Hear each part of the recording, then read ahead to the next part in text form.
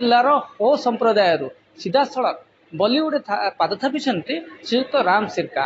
ଖାସ୍ କରି ଯଦି କହିବା ହୋ ସମ୍ପ୍ରଦାୟରୁ ବହୁତ କମ୍ ଲୋକ ଓଡ଼ିଶା ବାହାରକୁ ଯାଇ ବିଭିନ୍ନ ବଡ଼ ବଡ଼ ଜାଗାରେ ରହିଛନ୍ତି। ଆମେ ସିଧାସଳଖ ତାଙ୍କ ସହିତ ଆଲୋଚନା କରିବା। ଆମ ପାଖରେ ଅଛନ୍ତି ଶ୍ରୀଯୁକ୍ତ ରାମ ସିର୍କା, ବଲିଉଡ୍ ସେଲିବ୍ରିଟି।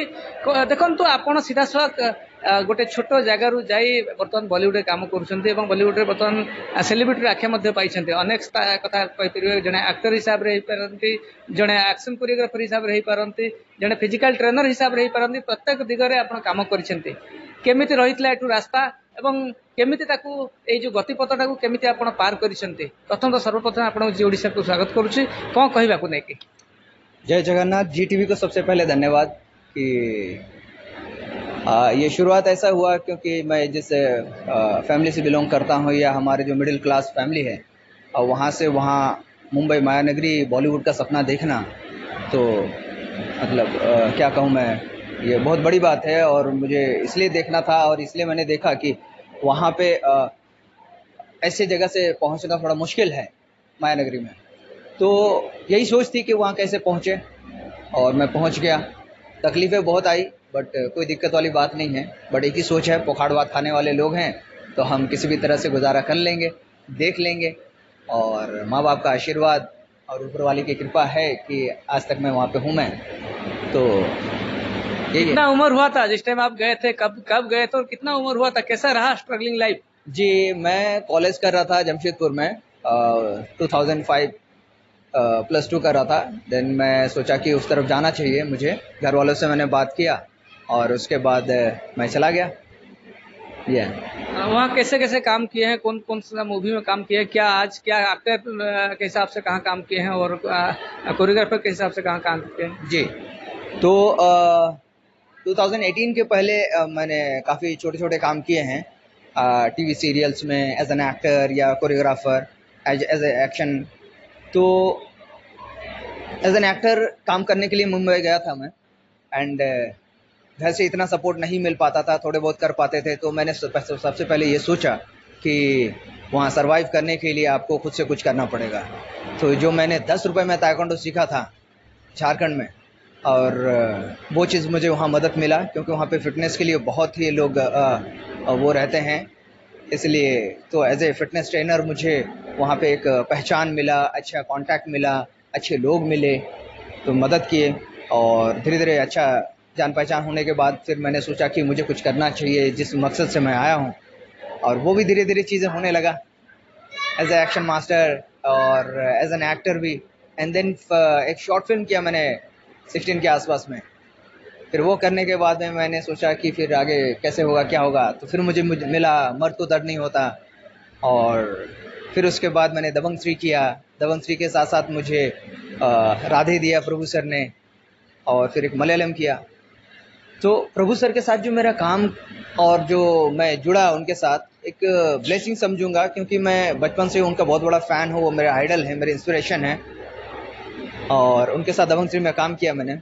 एंड जब दबंग 3 में काम करने के बाद मुझे बुलाया गया उनके पास मिलने के लिए, तो मुझे बहुत धन्यवाद दे रहे थे। तो मैं हर वक्त ये बात बोलता हूँ कि इतनी बड़ी हस्ती होकर के जिन्हें हम डांसिंग किंग कहते हैं, हमारे गॉड ऑफ डांस कहते हैं, या हम उन्हें इंडियन माइकल जैक्सन कहते हैं, उनके नज़र में आना मेरे लिए बहुत बड़ी बात है। और फिर उन्होंने मुझे कहा कि आपको मैं नेक्स्ट फिल्म में कास्ट करता हूँ, और उन्होंने मुझे राधे दिया। तो प्रभु सर के साथ काम करना, इतने बड़े star, mega star Salman sir के साथ काम करना तो बहुत बड़ी बात है। देखिए, अगर बोला जाए 2005 से अभी 2023 हो गया, 18 साल, जिसमें से लगभग 13 साल करीब आपका स्ट्रगलिंग लाइफ रहा है। कैसा रहा वो लाइफ? जी बिल्कुल, मुझे पता था जैसे राम जी को 14 साल का वनवास काटना पड़ा, तो वैसे ही हमने वो उतनी शिद्दत से हमने मेहनत किया, और हमें पता था कि एक ना एक दिन कुछ होगा। कहते हैं ना, ऊपर वाले के घर में देर है अंधेर नहीं। तो बस उसी विश्वास से चले और हो गया। कैसा रहा वो स्ट्रगलिंग? कैसा था उस टाइम? क्या क्या करते थे? जी, खाने के लिए बहुत तकलीफें होती थी। लाइक मैं ऐसा करता था कि कभी वो दही चूड़ा खा लेता था मैं, और दोस्त लोग मुझे साथ में जो रूम शेयर करते थे वो लोग कहते थे कि आप खाना खाएंगे, तो मैं उनसे झूठ बोलता था कि नहीं नहीं दादा, मैं खा के आया हूँ अभी जस्ट। अब उनके सामने ये मैं दिखा नहीं सकता कि मैंने नहीं खाया है, तो मैं झूठ बोलता था। और कहीं कहीं ऐसे रोड किनारे में 10-12 रुपए में थाली मिल जाता था, तो मैं जगह देख के रखता था और वहां जाके खाता था भाई, ऐसा है ये सब है। देखिए उड़ीसा का जहाँ से आप गए हैं, मयूरभंज जिला हो, चाहे आप बाद में आप झारखंड में भी रहे हैं, यहाँ का जो रहना है वहाँ एकदम ग्रास रूट लेवल में पूरा, जहाँ हो समाज से जो है वो एकदम ज्यादातर लोग आदिवासी लोग और ग्रास रूट समाज के लोग रहते हैं। ये कितना हेल्प किया वहाँ आपको? जी आज मुझे उनका बहुत प्यार मिल रहा है और मैं उनके बीच में आता हूँ और उनसे यही कहता हूँ, और उनका आशीर्वाद है, मुझे सपोर्ट है, तो मुझे बहुत अच्छा लग रहा है उनका प्यार जो मिल रहा है। और मैं अपने ही समुदाय को मैं नहीं कहूँगा, मैं जहाँ से बिलोंग करता हूँ उड़ीसा से, मैं तो सभी से कहता हूँ, सभी गार्जियनों से कहता हूँ कि हम अपने बच्चों को आगे बढ़ाएं। और यहाँ से हमारे कई सारे लोग हैं बॉलीवुड में, कहीं ना कहीं आपको सपोर्ट मिलेगा, मुझ जैसे लोग या और भी लोग हैं, और किस तरह से गाइड करना है आपके बच्चों को या आप लोगों को, उसके लिए हम लोग हैं। देखिए बच्चे लोग अभी बहुत सारे सोच रखे हैं, ख्वाब भी रखे हैं कि कैसे जाएंगे हम लोग, बड़े बड़े कलाकारों के साथ काम करेंगे, तो आप कैसे क्या गाइड करेंगे उनको?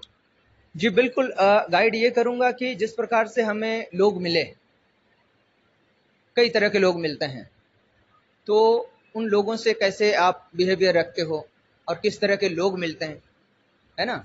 और कभी कभी हमें हमारे साथ ऐसा भी होता है कि हम रास्ते से भटक जाते हैं, जिस मकसद से गए हैं उस तक नहीं पहुंचते, हम भटक जाते हैं, तो वो चीज़ हम कर सकते हैं कि आपको किस तरफ नहीं जाना है, किस तरफ जाना है और कैसे फोकस रहना है अपने काम के प्रति में, तो ये चीज़ हम कर सकते हैं। देखिए खास करके अगर बोला जाए कि मुंबई माया नगरी, और माया नगरी के माया में जो गया वहाँ खो गया।